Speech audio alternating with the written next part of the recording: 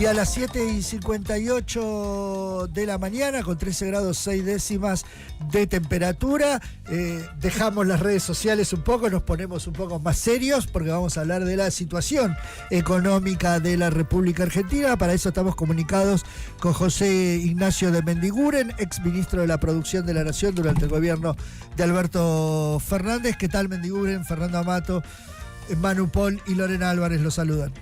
¿Qué tal? ¿Cómo andan? Buen día. Buen día. Bueno, estamos en un momento donde pareciera que el gobierno, muy ocupado por los temas financieros, ha dejado de lado el tema de la producción, del desarrollo, y además está mostrando como algunas torpezas propias, por ejemplo, con el tema del gas, que está afectando, entre otras cosas, a la industria. ¿Cómo ve usted estos primeros 6 meses del gobierno de Javier Milei en ese sentido, en el sentido productivo? Bueno, la verdad, muy deficitario. Aparte, nunca se ha hecho con tanta claridad, ¿no? Ha habido leyes eternas, enormes, nunca hemos visto estos decretos de necesidad y urgencia. Y allí se toca de todo menos producción. No existe la consideración de los temas productivos, sean del campo, de la industria, de la ciencia, de la tecnología. Y esto es una aberración en el sentido de alguien que cree que las finanzas o el financierismo, que es distinto, ¿no? Sí. Es lo único que un país tiene que arreglar. ¿Por qué hablo de financierismo para diferenciarlo de finanzas? Las finanzas son necesarias en cualquier actividad económica, claro, porque colaboran, son un auxiliar de esa actividad económica. Es decir, la producción es como el árbol, las finanzas es la sombra. Acá muchas veces nos enamoramos de la sombra, regamos la sombra y secamos el árbol, que es la producción. Pero peor es el financierismo, que es lo que está hoy trabajándose en la Argentina, que es aquellos que creen que el dinero hace dinero por sí mismo.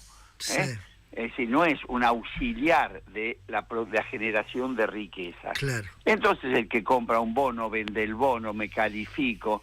Ya tuvimos un Caputo que emitió un bono a 100 años, se lo compró él mismo.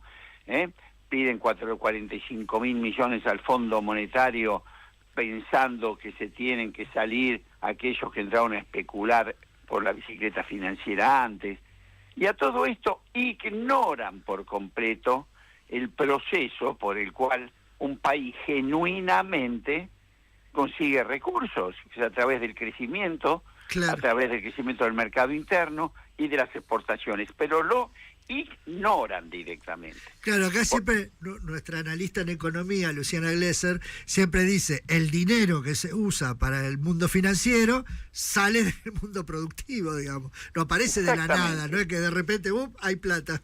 Es decir, se lo extraen al mundo productivo, claro, lo secan al mundo productivo y lo reproducen ellos a través del escolazo financiero. Sí. Esto es así, es la visión que la Argentina siempre tuvo. Cuando esta gente asumió, y fíjese las normas que planteó, todos queremos tener superávit, a todos nos gustan las cuentas macroequilibradas, el tema es cómo uno llega a eso, y acá se ve la gran diferencia.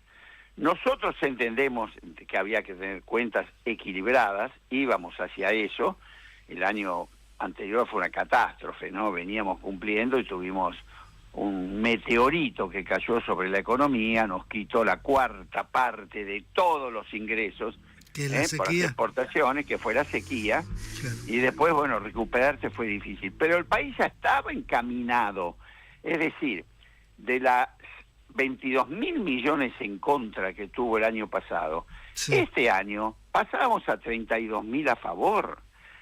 Vamos al tema gas, habíamos salido de un déficit de 5.400 millones en el año 2022, construimos un gasoducto y salimos de ese déficit, y el año pasado estuvo equilibrado y este año íbamos por el superávit.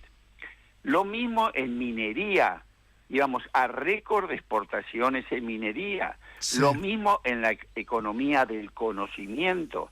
En agosto del 2022 estábamos en 7.000 millones de exportaciones el año 2023 fuimos a 9.000 millones de exportaciones y este año íbamos a 12.000 millones de exportaciones. Quiere decir que además, caso yo fui director de YPF hasta diciembre del año pasado, YPF ya está produciendo 57 millones de metros cúbicos de gas por día, está con la exploración de petróleo, recién vamos por el 8 o 9% de vaca muerta. Quiere decir que toda la proyección hacia adelante estaba muy clara. Sí, creo que por ahí ahora, un ejemplo de eso es lo que pasó con el gasoducto Néstor Kirchner, que por hacer un ajuste terminamos gastando más plata y trayendo un problema en la producción. Bueno, y acá está el ejemplo claro de una política y la otra. Cuando se planteó el gasoducto Néstor Kirchner, los Milei, digamos, de turno, los ortodoxos de turno, el Fondo Monetario, lo bochaban por ser un gasto. Eso es muy importante. Sí. Sergio Massa dijo, esto no es gasto, esto es inversión. ¿De qué nos sirve tener el gas en el sur si no hay caño? Lo vamos a aventar porque no lo podemos trasladar. Sí. Por lo tanto, hizo caso omiso y en 8 meses terminó el gasoducto. Muy bien. Terminamos con el saldo negativo de la balanza energética, terminamos el gasoducto y estábamos abastecidos. ¿Qué pasó después? Y acá viene. Sí. Había que concretar las obras que tienen que ver con la inyección de más presión al caño para que trabaje a 100%. Obras absolutamente menores. ¿Qué hizo este gobierno? Cortó el gasto. Dijo, a partir de acá no hay más gasto. Conclusión, semejante obra de ese gasoducto trabaja a la mitad de la capacidad de transporte. Sí, es tremendo eso. Segundo tema. Junto con terminar el gasoducto en Salliqueló, acá, provincia de Buenos Aires, sí, estaba licitada para lanzar la continuación de algo que se llama reversal. Es decir, todo el no argentino, Salta, Jujuy, Catamarca, La Rioja, todos se abastecen de un gasoducto que toma el gas en Bolivia, ¿no? Bueno, acá lo que se hacía era conectar todo el no Argentina al gas de Vaca Muerta. ¿Esto qué significaba? Que el gas de Vaca Muerta la íbamos a pagar $4 el millón de BTU y a Bolivia $13.50. Claro. Y además Bolivia no garantizaba la presión si el invierno era... Sí, aparte está con problemas de gas ahora Bolivia. Sí, está cayendo mucho la reserva. Sí. Porque además también, terminado este reversal, este tramo, vía Bolivia podíamos llegar a Brasil, porque Bolivia no está llenando ese gasoducto que tiene a Brasil. Bueno, todo esto, otra vez, no hay plata. Conclusión, la licitación que ya estaba terminada se suspende. Hoy el gasoducto, lo que iba a costar 800 millones, cuesta 1.200 millones. Y hoy todo ese gas que hubiéramos proveído de $4 el millón de BTU, nuestra producción de Vaca Muerta, lo vamos a importar a casi $11.50. Entonces, acá está el disparate. ¿Cuál es el ahorro? Vasco, ¿Cómo? Sí. ¿Cómo estás? Manuel te saluda. En este sentido te lo pongo en un plano político, a ver si vos tenés algún tipo de respuesta. Aparte de esto que decís en cuanto al sistema productivo, también podemos verlo en cuanto al sistema financiero, las nuevas deudas que se aprobaron ayer. ¿Por qué aparecen de vuelta las figuras de Luis Toto Caputo y Federico Sturzenegger y son aplaudidas y coreadas por parte de la sociedad cuando una y otra vez vuelven con estas medidas y políticas ortodoxas a frenar la economía del país y encima a ajustar en los bolsillos de los trabajadores? Realmente incomprensible. A ver, cuando vos tomás a alguien en tu compañía, en la radio, lo primero que pedís es currículum. A ver, ¿qué hicieron? Antecedentes. Cuando alguien pide el currículum de estas dos personas, bueno, están más para un proceso judicial que para un cargo. Es más un prontuario que... Es más, los dos los han tenido. Sturzenegger en el 2001, todo lo que hoy promete y propone, lo hizo con Cavallo. ¿Cuál fue el resultado? No tuvo memoria. Nos dejó la peor crisis social, política y económica que recuerda el país. 5 monedas circulando en la Argentina, los bancos cerrados, decretó el peor default de la historia de la humanidad y terminó procesado por el mega canje. Vuelve con Macri, lo premia nuevamente. ¿Cómo termina? Duplican la inflación. De 4 años, 3 cayó la economía. Empezaron sacando un cepo, terminaron poniendo un cepo. Empezaron sacando retenciones, terminaron poniendo retenciones. Empezaron liberando tarifas, terminaron congelando tarifas. ¿Y sabés cómo dejaron al país? Con el mayor déficit comercial de la historia, lo dejaron defolteado en pesos. Nunca se vio que un país defoltee en su propia moneda. Fue la CUNSA, ¿se acuerdan? Que llamó reperfilamiento. Defolteado en dólares, porque la deuda que habían firmado con el fondo traía vencimientos de 19.000 millones absolutamente impagables. Ahora, ese es Sturzenegger, que hasta el mismo Macri, los echa a los dos. Ahora, te hago una consulta. Porque si vos tenés una basurita en un ojo y vas al oculista, y el oculista te deja ciego, yo por lo menos no vuelvo a ese oculista, ¿eh? Ahora acá lo nombramos director de oftalmología del hospital. Ahora, vos además de haber sido funcionario, sos un hombre que venís del mundo empresario, industrial. Sí. Y sos.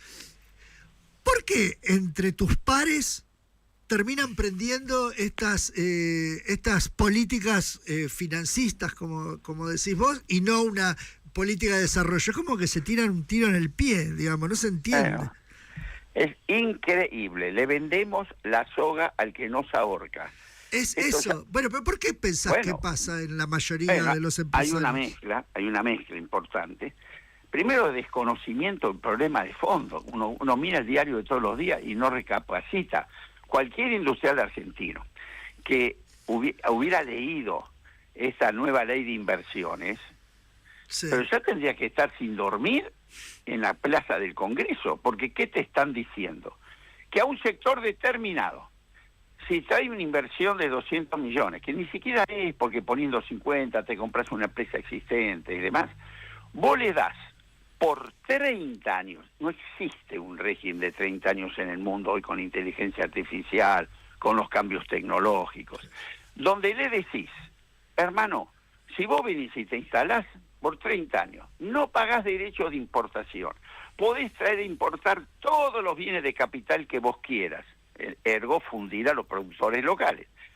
Lo podés traer nuevos y usados, da lo mismo.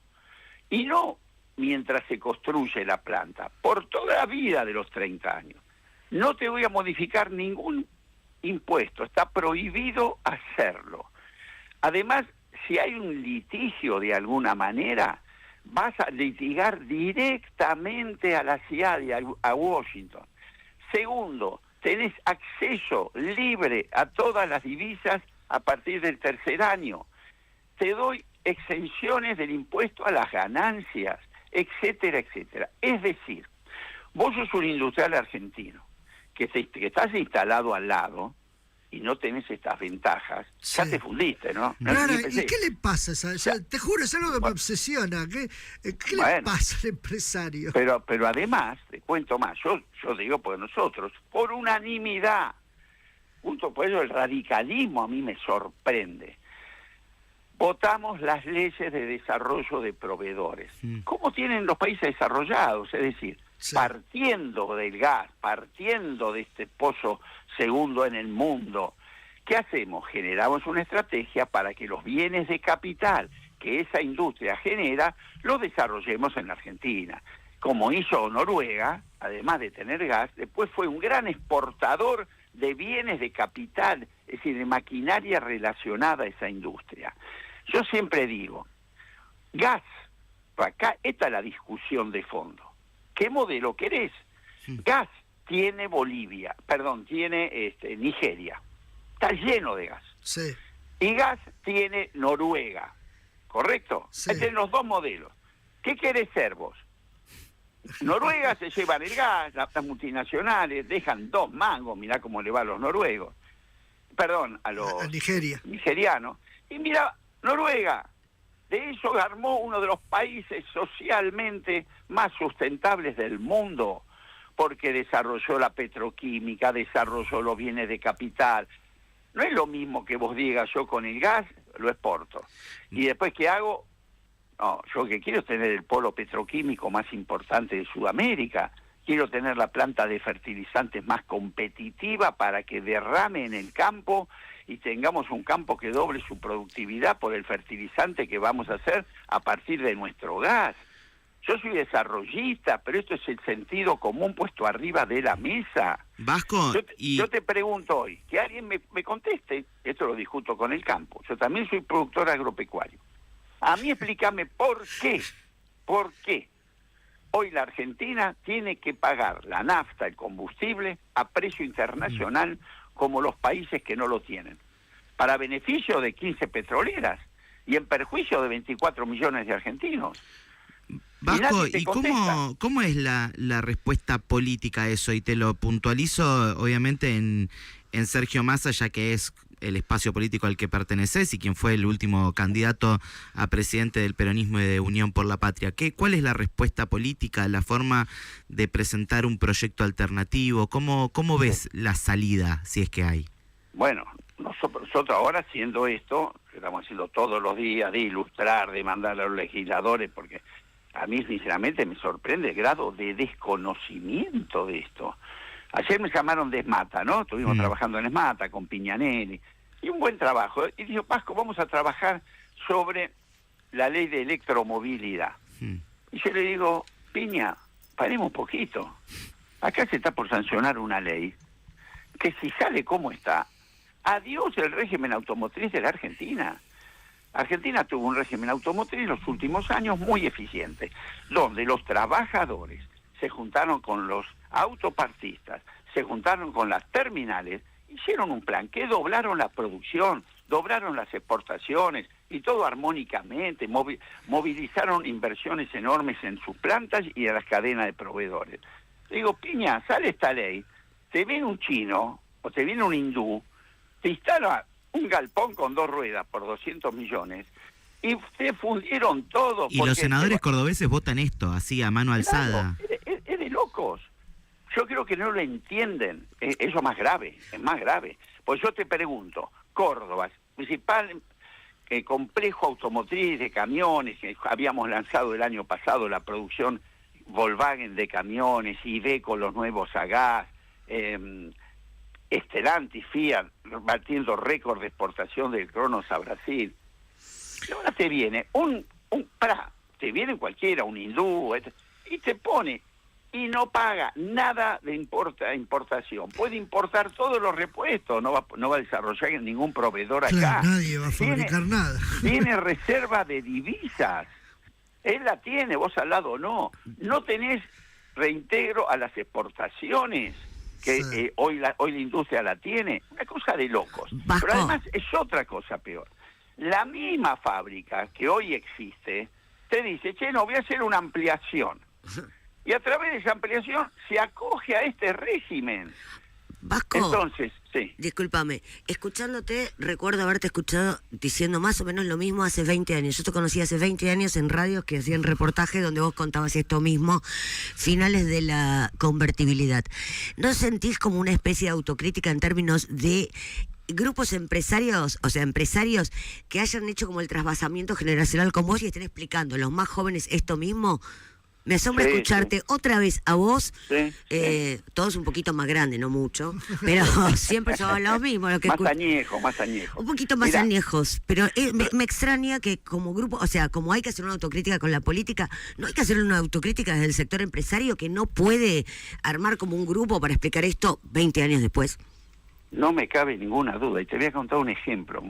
Escribí un libro de esto, eso sí, muy se bien. llama 2001-2021. Me interesa los mucho. 20 años que se cumplió, historia de la crisis jamás contada, y describo todo esto.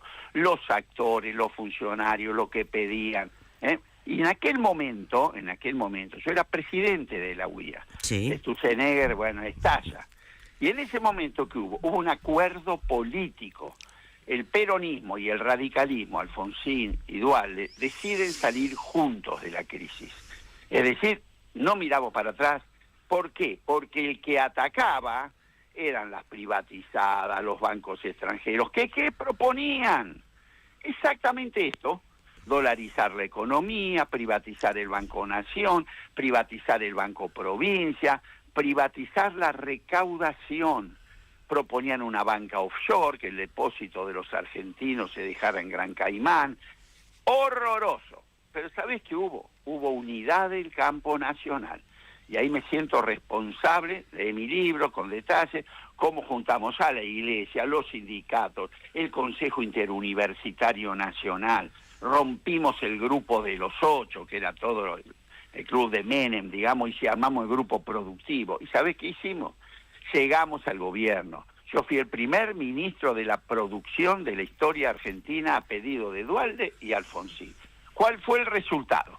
Ni dolarizamos, ni hicimos banca offshore, ni privatizamos en Nación, ni privatizamos el Provincia, y generamos el periodo de crecimiento más largo de la historia argentina, que fue 2002-2011, donde crecimos con desendeudamiento, creció 89% el Producto Bruto.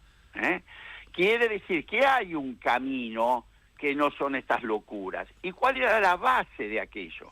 Tipo de cambio competitivo, baja inflación y superávit.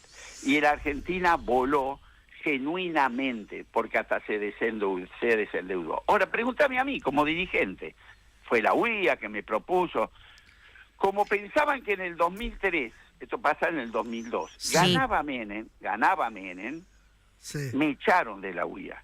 ¿Escuchaste? Sí. En vez de hacerme un monumento en un rincón, pelado, mirá lo que hizo, puso adelante, estábamos creciendo, la industria había salido de esa locura. Sustitución de importación en esos años. Se cambió el plástico por el vidrio, se empezaban a abrir pequeños talleres de vidrio, me acuerdo. Bueno, el crecimiento fue muy fuerte. Entonces, por supuesto que sabés que no soy de los que me rindo. Me quedé en la UIA. Volví, ¿sabés de qué forma? Es anecdótico esto, de cómo los empresarios no defienden sus intereses. Sí. Volví a la UIA de segundo vocal suplente de la Junta. Es decir, me quisieron decir, no del comité, de la Junta. En fin, me dijeron, ¿querés volver? Andá a servir café. Habrán dicho, este fue presidente. Y vos fue dijiste, ministro. bueno, yo sirvo café. ¿Dónde están los platitos? Dije, ¿dónde están los platitos? Claro. ¿Y sabés qué pasó? Sí. A los 2 años era presidente de vuelta. Claro. Ahora, todo este análisis que vos estás haciendo de la cuestión financiera por sobre la productiva, qué es lo que está pasando hoy en día, ¿cómo ves el futuro de la industria con este panorama? A ver, hoy lo veo mal, porque estaba seguro que iba a caer el nivel de actividad, estaba seguro, con estas medidas es imposible, que no fuera distinto. Lo que no creí que iba a ser a esta velocidad, Sí. ¿entendés? Porque está cayendo a un nivel, Sí. estamos a la 50% de la capacidad instalada, nosotros la dejamos en el 65%. Sí, estamos en pandemia, digamos. Es decir, cae todo, pero además, algo muy importante, que es la gente. Primero, no hay producción sin mercado, está claro, ¿no? Frondizi decía, nadie compra una máquina para producir lo que no vende. Si no hay mercado, no hay actividad, no hay industria. Sí. Esta gente no ve eso, que por la vía del ajuste, por lo que lográs es cae el nivel de actividad, cae el nivel de empleo, por ende cae la recaudación. Quiere decir que esa meta que vos te fijaste de equilibrio fiscal no llegas nunca, porque no recaudás, y dejaste el tendal en la mitad, y dejaste el tendal. 2001, lo hizo Martínez Dios, lo hizo ya Sturzenegger en el 2001, lo hizo Macri en el 2019. O sea, vos Ahora, ves en los próximos meses cierre de empresas, desocupación. Lo que más me preocupa a mí es la desocupación. Te explico por qué. Nosotros, a mí lo que me encargó Sergio Massa desde mi ministerio fue mantener el nivel de actividad, porque una pyme que se muere, es un activo del país, no es un activo de esa persona. Y segundo, mantener bajo el desempleo. Esas fueron mis dos consignas. Le agradezco a Massa, las dos las cumplimos. Nosotros nos fuimos con el desempleo en el no llegó al 6, 5,9%. El más bajo de los últimos 20 años. ¿Qué no pudimos resolver? Y por eso la gente estuvo muy enojada con razón. Que aquel que trabajaba no le alcanzaba la plata, porque la inflación se lo licuaba. Pero trabajaba en una situación, como digo, difícil, porque no alcanzaba la plata. Ahora, ¿qué va a pasar? La plata no alcanza porque licuó el poder adquisitivo del salario, pero va a aumentar la desocupación. Y si hay algo, un combo terrible, es que al que trabaja no le alcanza la plata y mucha gente va a dejar de trabajar. Porque el desempleo es lo que te puede pasar. Ahí no hay ningún salario, no hay cobertura social y va por este camino de aumentar la desocupación y además no mejorar el poder adquisitivo del salario. O sea, un panorama negro. Sobre todo para el si seguimos laburante. por este rumbo, yo espero que corrijan, porque esto está claro. Además, perdón, Sí. no es novedoso. Yo cuando volvió Sturzenegger, no sé si te lo puedo contar esto, es decir, volvió Sturzenegger en el gobierno de Macri, sus 3 primeras medidas fueron libre ingreso y egreso de capitales, subir la tasa de interés y bajar el tipo de cambio, y planchar el tipo de cambio. Sí. Tiene 4 patas, mueve la cola, ladra, es un perro, es la bicicleta financiera. Y yo salí de entrada en el 2016 y 2017 con una caja negra por todos los canales de televisión, pobre. Me acuerdo, Loto Biada fue el primero que fui. Y yo decía, ¿saben lo que es la caja negra? La caja negra es la que en los aviones registra cuando vos te das la piña, ¿qué pasó? Sí. Y yo digo, acá va a haber piña. Y abría la caja y ¿sabe qué sacaba? Tomates italianos, alimento para perros de Inglaterra, espirales de mosquito de Indonesia.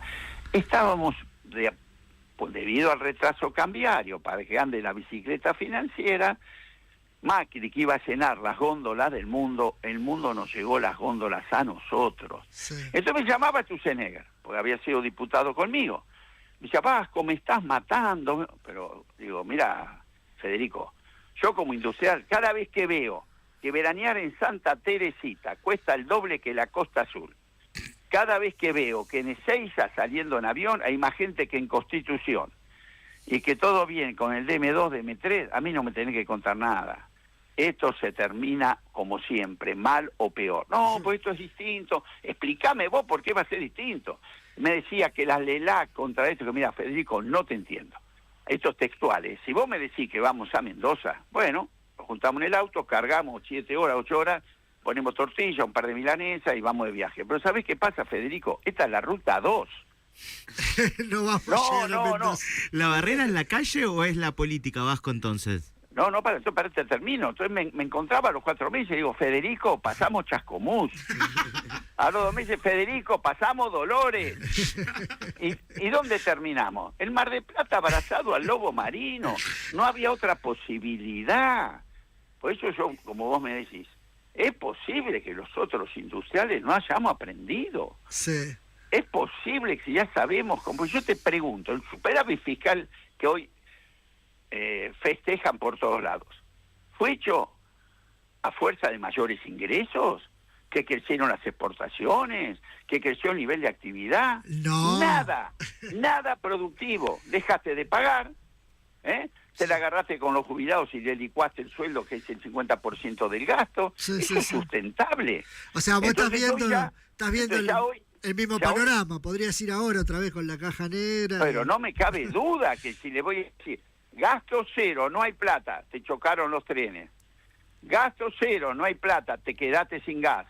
Claro. Gasto cero, no hay plata, ¿cómo te crees que van a estar los caminos dentro de 6 meses? Claro.